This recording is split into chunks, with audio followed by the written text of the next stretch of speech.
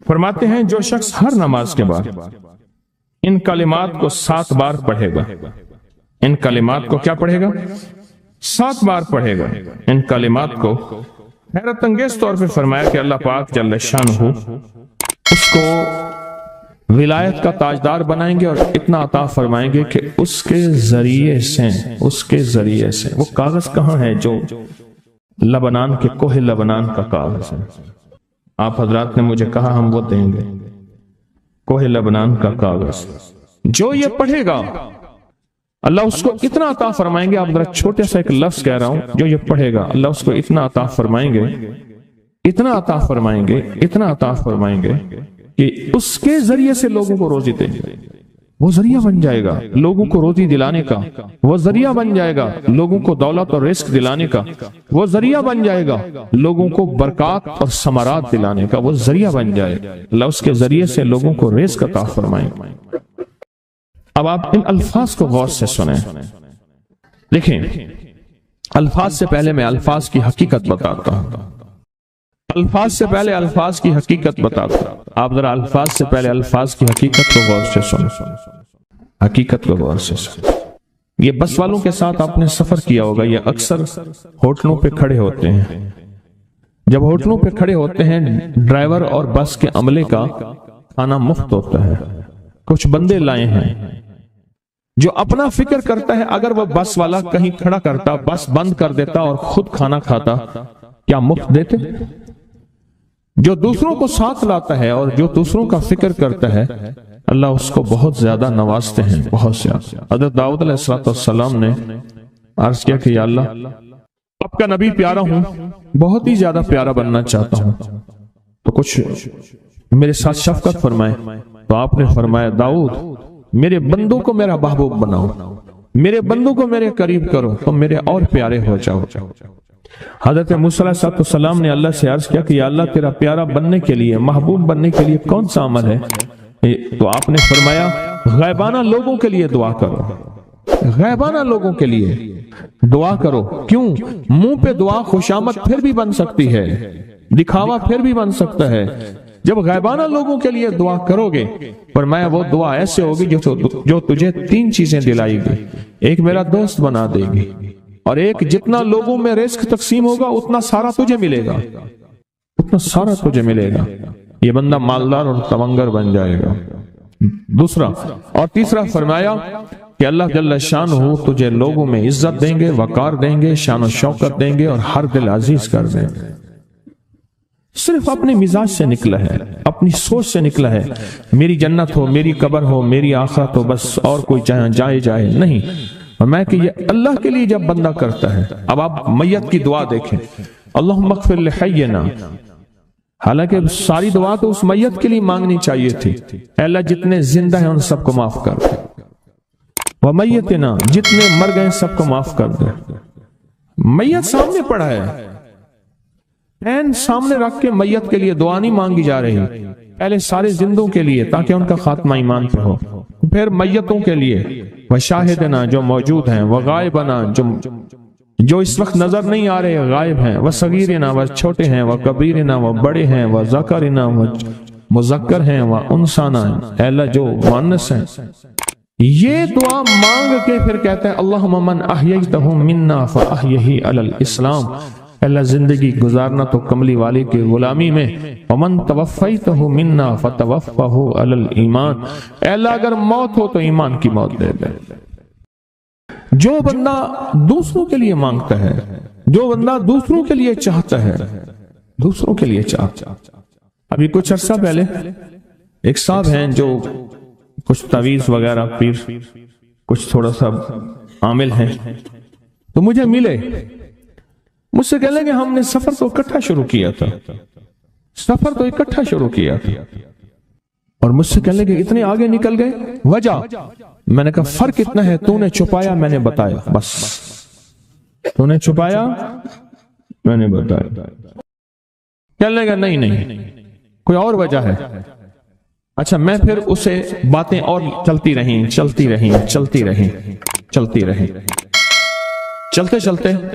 میں نے اس سے میں نے کہا کہ سورۃ والضحیٰ کا عمل ہے تیرے پاس، اور تو پڑھتا ہے کام ہو جاتا ہے. ہنس پڑا, ہاتھ پہ ہاتھ مارا, کہ ہاں ہے. میں نے کہا وہ بتا دو. بتاؤں گا. میں نے کہا بتا دو, فائدہ ہو جائے گا مجھے بھی. اچھا وہ پہلی بات وہ بھول گیا. میں نے کہا تو چھپاتا ہے, میں بتاتا ہوں. باتیں ہوتی رہیں لمبی باتوں کے بعد میں نے کہا سورۃ والضحیٰ کا عمل بتاؤ. نہیں بتایا. میں نے کہا تجھ میں اور مجھ میں فرق یہی ہے. میں سورۃ یہی والضحیٰ کا عمل, میں نے کہا یہی ہے جس کے کاف میں 9 بار یا کری. میں کہا پتا تو مجھ سے کیوں پوچھتا ہے. میں نے کہا تجھے یہ بتانا چاہتا تھا تو چھپاتا ہے, میں بتاتا. تو مدد اس کے مطابق آتی ہے. اللہ کو اپنی مخلوق اپنے بندے پسند ہیں. جو اپنے بندوں کو, اللہ کی بندوں کا راحت کو سوچتا ہے, جو اللہ کے بندوں کی اندر کے درد اور مشکلات اور مسائل کو سوچتا ہے, اللہ پہلے اس کا بھلا کر دیتا ہے. ہو بھلا کر بھلا, ہو بھلا سو بھلے کا بھلا, بھلا کر بھلے کی جگہ بھلا ہوگا. اب یہ جو دعا ہے جو میں آپ کو بتانے لگا ہوں, اب اس کے لفظوں پہ غور کریں. اللہم اغفر لامت محمد صلی اللہ علیہ وسلم. اللہ, اب حالانکہ آپ نے لیے پڑھ رہا ہے, اللہ ساری امت محمدیہ کو معاف کر. اللہم ارحم امت محمد, اللہ امت محمدیہ میں جتنے بھی ہیں سب پہ رحم فرما, رحمت فرما, مغفرت فرما. اللہم اصلح امت محمد, اللہ امت محمدیہ کی جتنے بھی مشکلات مسائل ہیں ان کی اصلاح کر دے, پریشانیاں دور کر دے. اللہم استر, اللہ ان کے پردے رکھ دے, امت محمدیہ کے پردے رکھ دے, امت محمدیہ کے پردے رکھ دے. اللہ کسی کے پردے نہ ہٹا. اللہ سب کی مغفرت فرما. اللہ پردے رکھ دے, پردے رکھ دے سب. اور اللہم اجبر, کیا فرمایا؟ اللہ ٹوٹے دلوں کو جوڑ دے, جتنے دل ٹوٹے ہوئے ہیں اور دل آپس میں ٹوٹے ہوئے ہیں, آپس میں دل ختم ہو چکے ہیں, گھر ٹوٹنے والے ہیں, طلاقوں تک نوبت پہنچی ہے, یا دل ایسا ٹوٹا ہے کہ مانگ مانگ کے تھک گیا ہے. اللہ جتنے بھی ٹوٹے دل ہیں ان سب دلوں کو تو جوڑ دے, سب لوگوں کو. اللہم فرج, اللہ لوگوں کے لیے کشادگیاں کر دے, رزق کی کشادگی, صحت کی کشادگی, برکت کی کشادگی, رشتوں کے لیے کشادگی, کاروبار کے لیے کشادگی, زندگی کے سفر کے لیے کشادگی. اے اللہ لوگوں کے لیے کشادگی اور رحم کا معاملہ کر. اب آپ سوچیں اس ساری دعا میں ایک دفعہ بھی اپنے لیے مانگا؟ ایک درویش کے پاس ایک بندہ گیا, حضرت ولایت کا کوئی شارٹ کٹ بتائیں, بالکل آسان راستہ. فرمایا جب کوئی غیر مسلم بغیر کلمے کے مر جائے, کسی کونے میں منہ دے کے رو لینا, اللہ تجھے ولایت دے دے گا.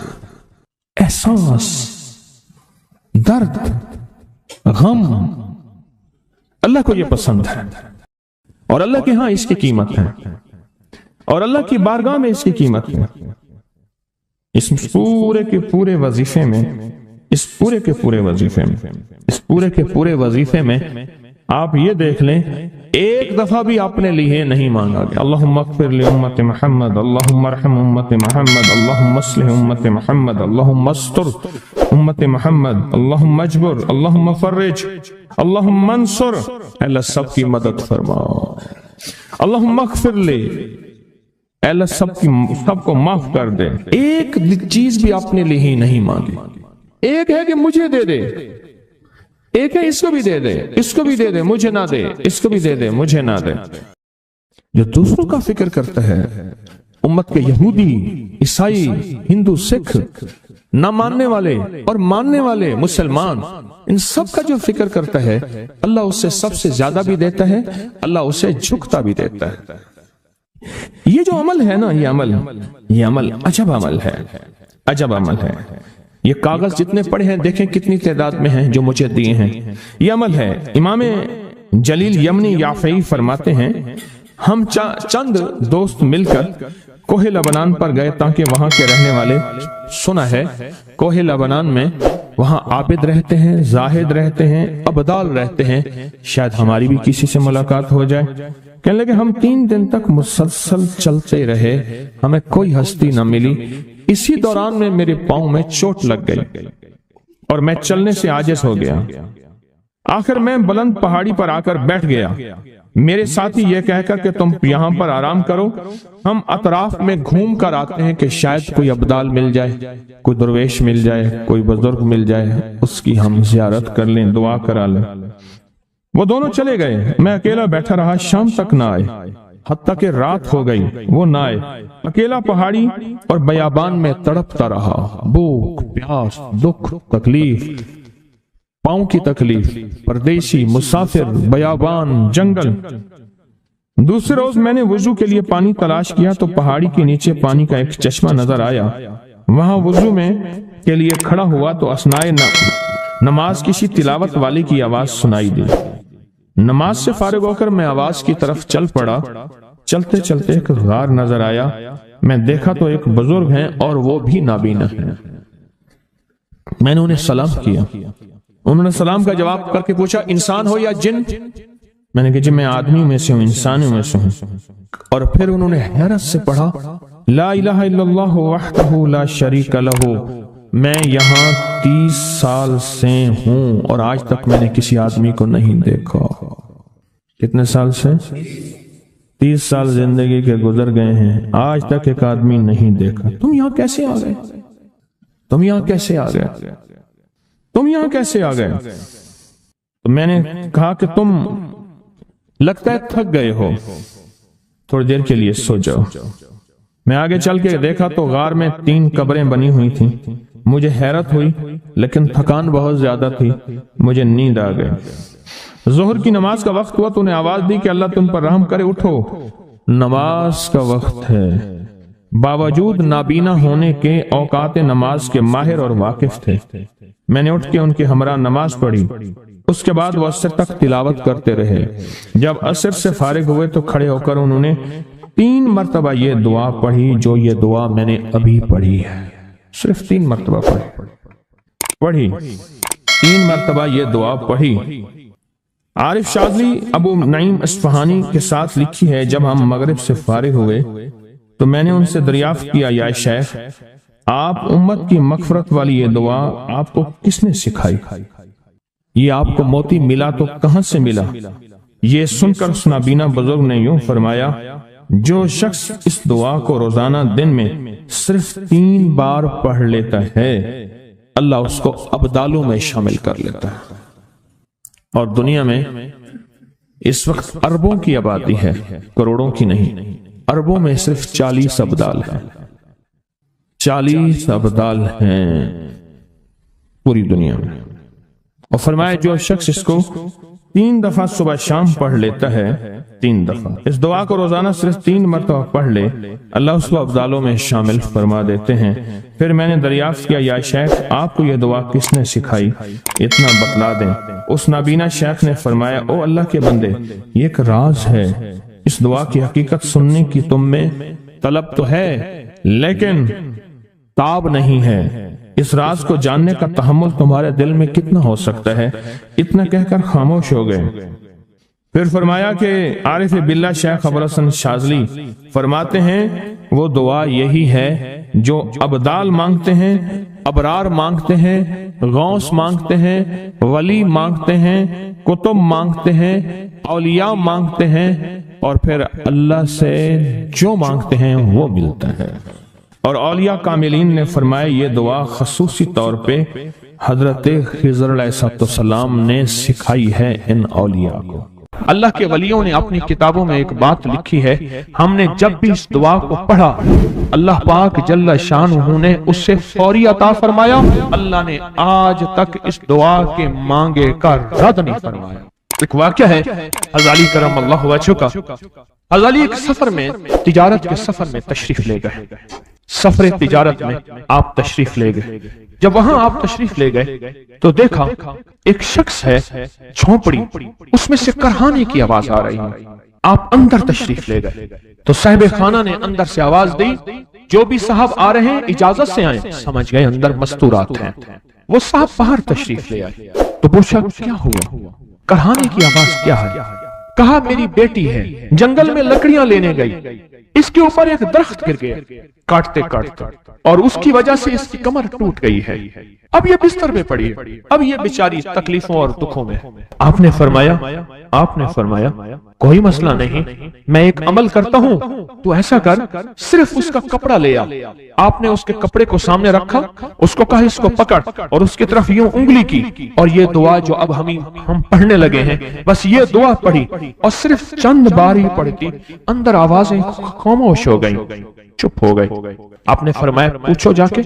आप वो बंदा अंदर गया तो वापस आया, कहा बेटी को नींद आ गई है, आज कई हफ्ते हो गए हैं, सो नहीं सकी, दर्द से करहा रही थी, इसको नींद आ गई है। आप फरमाने लगे मैं सफर में जा रहा हूं, जब वापस आऊंगा ना फिर पूछूंगा, अगर कोई तकलीफ हुई तो फिर दम करूंगा, फिर दुआ करूंगा और इंशाल्लाह ठीक हो जाएगी। आप चले गए, आगे तशरीफ ले गए तो आपके हम सफर थे, उनकी सवारियां थी, उनमें से एक घोड़ा था, जिस घोड़े को ठोकर लगी, चोट लगी, उसके अगले पांव की हड्डी घुटना बाहर निकल गया, वो एक तरफ होके बैठ गया, उसका घोड़ा चल नहीं सकता था।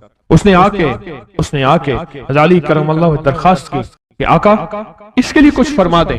फरमाया मैं इसके लिए दुआ करता हूं, ये ठीक हो जाएगा। और आपने दुआ पढ़ना शुरू कर दी, और फरमाया ये इसके हाथ पे, उसकी टांग पे आपने हाथ फेर दिया, जो बाजूर थी, टूटी हुई, निकला हुआ घुटना था, फरमाया ठीक हो गया। और काफले वालों ने देखा वो घोड़ा सबसे आगे था, सबसे सबक रफ्तार था और सबसे लाजवाब था। आगे एक जगह तशरीफ ले गए तो काफले को प्यास लगी, पानी की जरूरत थी, कुआं देखा तो कुआं खुश्क था। आपने फरमाया कोई बात नहीं, ये दुआ पढ़ी और दुआ को पढ़ के अपना लुआब कुएं में डाल दिया। फरमाया कुएं में पानी का एक जोश उठा और पानी उठा और मुंडेर से बाहर निकला, लोग पीने लगे तो आपने रोक दिया। फरमाया मत पियो, कुएं का जो खड़ा काला पानी है वो निकल जाए, और फिर शफाफ पानी जब निकला, फरमाया ये पानी पियो, मशीजे भरो, सवारियों को पिलाओ। काफला चलता रहा, आगे तशरीफ ले गए, आगे देखा तो खाना खत्म हो गया, इतना खाना था कि अब खा लें, आइंदा कैसे खाएंगे। तो आपने फरमाया जो खाना है ले आओ। आपने खाने को रखा, ऊपर कपड़ा डाल दिया और ये दुआ पढ़नी शुरू कर दी, जो अभी हम बैठ के पढ़ेंगे, खुशकिस्मत हैं। और कपड़ा डाल के फरमाया दुआ फरमाई, ये अमल फरमाया, ये दुआ पढ़ी, और उसके बाद फरमाया देखो खा लिया। और फरमाया हमारा 17 दिन का सफर था, उस 17 दिन में हमने खाया, लोगों को खिलाया, जहां लोग आते थे उनको बिठाते थे। दस्तरखान हमारा था चंद अफराद का, फिर सैकड़ों लोगों ने खाया। 17 दिन के सफर में थोड़ी सी कमी भी ना हुई। जब घर लौटे तो वही का वही हमारा खजाना, खाना, वही सारा तोशा मौजूद था। आगे तशरीफ ले गए तो एक तिजारत में एक देखा तो एक बंदा है, ठीकरियों पे ठीकरियां मार रहा है। आप उसकी तरफ तशरीफ ले गए, आपने उसको जाके देखा, लगता है कि तू पुराना जुआरी है। उसने कहा जुआ खेलता था, सब कुछ हार बैठा हूं, हर चीज जिंदगी खत्म हो गई है। आपने फरमाया अच्छा ऐसा कर, तौबा की नियत कर ले, अल्लाह से तौबा कर ले, और फिर मैं तेरे लिए दुआ भी करता हूँ, अमल भी करता हूँ। तो ऐसा कर, पत्थर पे पत्थर मार, तेरा हर पत्थर सोने का बनता जाएगा। आप बैठ गए, उसने वैसे ही पत्थर पे पत्थर मारा, और जैसे बेचारा बेबसी की हालत में पहले मार रहा था, आपने दुआ करनी शुरू कर दी, ये दुआ पढ़नी शुरू कर दी। और दुआ पढ़ते पढ़ते देखा तो लोगों ने पत्थरों की शक्लें बदलना शुरू हो गई, और जो पत्थर भी उसके हाथ में आया था वो सारे पत्थर सोने के बन गए। आपने सारा सोना उसको दिया, चल पड़े। सफर में आगे जाते जाते देखा कि एक शख्स है, उसके साथ एक बच्चा है, एक बूढ़ी औरत है, एक बूढ़ा गधा है, और वो सारे पैदल चल रहे हैं, गधे को सवारी को साथ लिए हुए। तो आपने पूछा क्या हुआ? उन्होंने कहा एक सांप है जो इस गधे के पे मुसल्लत है, वो सामने बैठा है, वो नीचे नहीं उतर रहा। हमने मारने की कोशिश की है, उसकी फुंकार से असा जल जाता है, और जला हुआ असा दिखाया, डंडा जला हुआ दिखाया कि फुंकार से डंडा जल जाता है। वो मुसल्लत है गधे पे, हम पैदल चल रहे हैं, मंजिल पे है, सांप मुसल्लत है, इसका कोई हल नहीं। आपने फरमाया इस गधे को इस झाड़ी से, इस दरख्त से बांध दो, और बांध के आप किबला रुख हुए और ये दुआ पढ़नी शुरू कर दी। और फरमाया फिर दूसरे रुख हुए और ये दुआ पढ़नी शुरू कर दी, और तीसरे रुख हुए, और दुआ पढ़ने के बाद आपने उस सांप पे फूंक मारा। सांप चोंटी बन के چھلانگ لگائی اور غائب ہو گیا۔ تو انہوں نے پوچھا آقا یہ کیا تھا؟ فرمایا یہ تمہارے اوپر ایک دشمن جن مسلط تھا جو کہ تمہاری جانوں اور عزتوں کا لٹیرا تھا۔ آخرکار آپ کے غلام نے آپ سے پوچھا آقا اگر آپ یہ دعا ہمیں سکھا دیں، چشمہ فیض سے گر ایک اشارہ ہو جائے، چشمہ فیض سے گر ایک اشارہ ہو جائے، لطف ہو آپ کا اور کام ہمارا ہو جائے۔ آئیں بسم اللہ کر کے اس دعا کو پہلے سنتے ہیں۔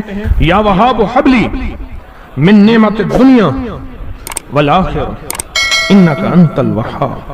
اللہ کے ولیوں نے اپنی کتابوں میں ایک بات لکھی ہے، ہم نے جب بھی اس دعا کو پڑھا اللہ پاک جل شانہ نے اس سے فوری عطا فرمایا، ورنہ اس کی نسبت عطا فرمائی، اور ورنہ چند لمحوں میں عطا فرمایا، ورنہ چند دنوں میں۔ اللہ نے آج تک اس دعا کے مانگے کا رد نہیں فرمایا۔ میری ایک درخواست ہے سورۃ اخلاص 2 تسبیح زندگی کا معمول بنا لیں، اس کو تو کبھی نہ چھوڑیں۔ کیا خیال؟ 2 تسبیح زندگی کا معمول بنا لیں، اس کو کبھی نہ چھوڑیں۔ اس کا فائدہ کیا ہوگا؟ اس کے انوکھا فائدہ ہوگا۔ اللہ پاک نا نور کی برکت سے، اعمال کی برکت سے نسلوں میں نور اور خیر عطا فرماتے ہیں، پھر نسلوں میں وہ نور چلتا ہے، نسلوں میں وہ برکتیں چلتی ہیں، بعض اوقات دوسری نسل میں، بعض اوقات تیسری نسل میں، اور بعض اوقات اسی نسل میں۔ عرض کر رہا تھا کہ اپنی زندگی میں اس نور کی روشنی کو ساتھ لے کر چلے۔ 2 تسبیح سورۃ اخلاص کی تو زندگی میں نہ چھوڑیں۔ سفر میں جا رہے ہیں، حضر میں جا رہے ہیں، صحیح جا رہے ہیں، پیدل چلتے پڑھ لیں، گاڑی چلاتے پڑھ لیں، گاڑی میں بیٹھے پڑھ لیں، کہیں دفتر میں بیٹھ کے پڑھ لیں، مجبوراً وضو نہیں تو بھی پڑھ لیں، پر چھوڑے نہیں۔ کیوں؟ آپ کی زندگی میں اس کا نور نسلوں میں منتقل ہوگا، اور اس کا نور نسلوں میں جائے گا، اور نسلوں میں رزق، دولت، عزت کے اللہ دروازے کھول کے دکھائے گا۔ ایسا نور ملے گا آپ سوچ نہیں سکتے، ایسا نور ملے گا۔ کون سا مسلمان ہے جو کہتا ہے مجھے سورۃ قل ہو اللہ، سورۃ اخلاص نہیں آتی؟ ہر بندے کو آتی ہے۔ اگر کوئی کمزور علم رکھنے والا ہے تو تھوڑی سی محنت کرے، یاد کرے تو اس کو یاد ہو سکتا ہے، اس کو یاد ہو سکتا ہے۔ ایک میں آپ کو عجیب بات بتاؤں، شیخ ابوالحسن شاذلی رحمت اللہ علیہ، شاذلی سلسلہ، میں کہ جب تو اللہ سے خالص محبت کرنا چاہتا ہے اور چاہتا ہے کہ اللہ اس کے حبیب کی خالص محبت تیرے دل میں اتر جائے، اللہ اس کے حبیب کی خالص محبت تیرے دل میں اتر جائے، اور قیامت کے دن جب اعلان ہو وَامْتَازُ الْيَوْمَ أَيُّهَا الْمُجْرِمُونَ، مجرم علیحدہ ہو جائیں، ہمارے دوست علیحدہ ہو جائیں، ولی علیحدہ ہو جائیں، بدکار علیحدہ ہو جائیں، تو اس وقت تو اللہ کے دوستوں کی لسٹ میں ہو تو ایک عمل کر لے۔ فرماتے ہیں وہ عمل ہے کہ سورۃ اخلاص کو اپنے دل کی دنیا میں جگہ دے دے۔ اللہ اکبر۔ شیخ ابوالحسن شاذلی رحمۃ اللہ علیہ فرماتے ہیں، اور فرمایا جو سورۃ اخلاص پڑھے گا وہ حالت ایمان سے دنیا سے رخصت ہوگا، حالت ایمان سے دنیا میں سے رخصت ہوگا، اور ایمان کی آخری کیفیت میں رخصت ہوگا۔ اور ایک اللہ کے ولی نے اپنا مشاہدہ بیان کیا، میرے پاس لوگ آئے رزق کی تنگی میں مبتلا تھے، میرے پاس لوگ آئے بدحال ہو چکے تھے، میرے پاس ایسے لوگ آئے جن کی تنخواہیں بچتی نہیں تھیں، میرے پاس ایسے لوگ آئے جن کے گھر میں جھگڑے ناچاکیاں تھیں، اور میرے پاس ایسے لوگ آئے جن کی زندگیاں تنگ تھیں، اور جو نیکی کرنا چاہتے تھے کر نہیں سکتے تھے، خیر میں آنا چاہتے تھے آ نہیں سکتے تھے، اور برائیاں ان کا راستہ چھوٹی نہیں تھی اور نیکی کے دروازے بند تھے۔ کہا میں نے ان سے کہا کہ 2 تسبیح سورۃ قل ہو اللہ کی پڑھ لو۔ جب سے انہوں نے پڑھنا شروع کیا سورۃ قل ہو اللہ ان کا ضامن بن گیا، اور سورۃ اخلاص ان کا سہارا بن گئی، اور سورۃ اخلاص ان کا ساتھی بن گئی، اور سورۃ اخلاص ان کا محافظ بن گئی، اور سورۃ اخلاص ان کا معاون بن گئی، اور سورۃ اخلاص ان کو زندگی میں لے کر چلنے والی روشنی بن گئی، اور ان سے سارے اندھیرے چھٹ گئے اور ساری ظلمتیں چھٹ گئیں، اور خیریں اور برکتیں ان کی چوکٹوں ان کے دروں کو مالا مال کر دی۔ اللہ کے ولی اپنا مشاہدہ اپنا تجربہ بتاتے ہیں کہ جس نے 200 دفعہ سورۃ اخلاص پڑھی اللہ پاک اس کو ہمیشہ خیروں سے نوازیں گے اور برکتوں سے نوازیں گے۔